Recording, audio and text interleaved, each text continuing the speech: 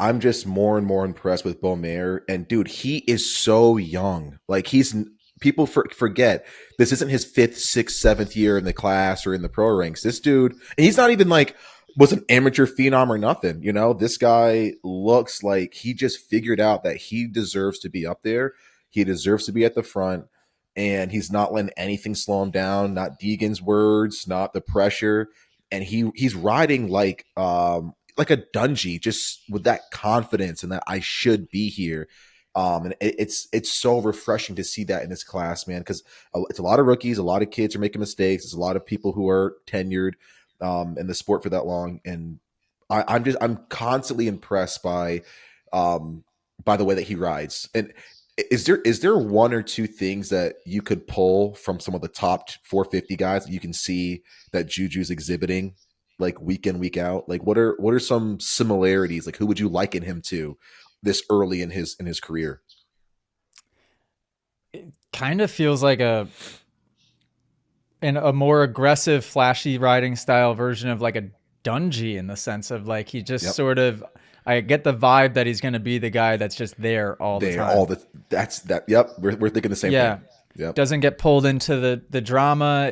Like even with, so we did a podcast, this would have been over a year ago probably, where, and we did a podcast clip. It was like Deegan versus Beaumaire, like who's the better rookie. And then it like didn't age well right away, because it was like Deegan was just very obviously better in that first Yeah. year.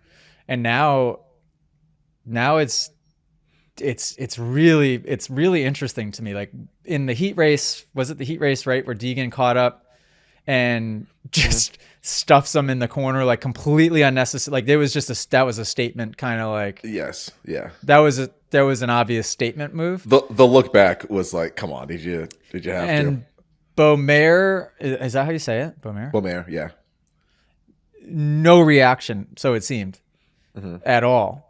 And then had the opportunity on the first lap of the main event to kind of give it back. And he did. He said, "Hey, I'm here." Like Yep. he made very slight contact, but it wasn't done in like an emotional, I'm going to freaking T-bone you. If we both go down, we both go down. Yeah. Which a lot of guys would have done it in that way. Yep. He just did it as in like, "Hey, I'm here."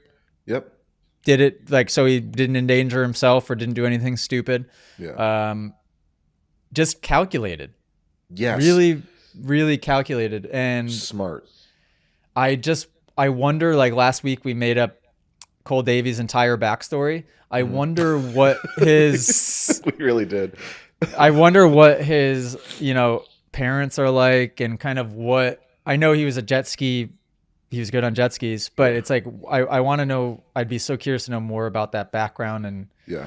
and how he was raised and the way that he thinks, because his mentor is Davey Millsaps, who Great person. was my mentor in 2012 when I was the same age as Beaumaire is now. I was 17 turning 18. I was on a KTM, kind of like, honestly, a lot of the same type of situation, and I wasn't ready. A lot less cooler gear, I'll say that. I was not a fan. No, what was I wearing at the time? Fly, I think you were probably? Fly, yeah. Yeah. No, my bike was cool that year. Bike was sick, Like, yeah. but the kits were not it. I wasn't ready. Yeah. I wasn't ready. It didn't matter what Davey. I lived with Davey, and I rode. So I literally lived with him and rode with him every day. I wasn't ready. Like it didn't matter what he told me. It didn't matter what I was surrounded by. It didn't matter what I was seeing. I was living in my own world of like, I didn't believe certain things were possible, and I wasn't ready. And it's obvious that like when you watch Beaumaire, he has this baseline level belief that like, Yes. he's got that quiet confidence of like, yes, this is where I belong type of Yes. Yep. deal. And those are two completely different riders. I was riding out of like fear and desperation. Yep. Like what do you think would have changed or needed to change either before or during the time of Davey for you to really take that opportunity and I guess be Beaumaire-esque, where you would really use it to its full potential? Like what were some things that you think were holding it back or that needed to be swapped out? I would have needed one consistent figure to help me rewire the way that I thought. I think there was a lot of people that came in and out of my life, and probably more that were causing damage than helping. But even those that helped, they wouldn't stay for long enough for me to have to be able Those to building blocks, those pillars. to change my way of thinking. The way that I described like my whole career from the time I was 14 till 28 was each year was like a reset, and not a good way. Each year was like there was no momentum. There was no like compounding learning factor going on. It was like I would try one thing, sort of half-ass, but sort of try it, and then when it didn't work, I would just like scrap everything that I did, and then start from scratch and try again with different people, different strategy altogether.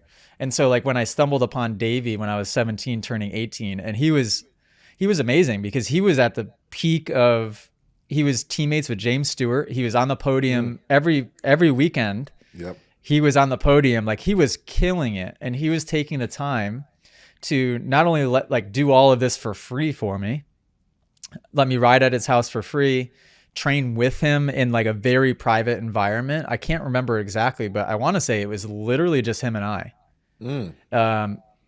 I think it was just him and I.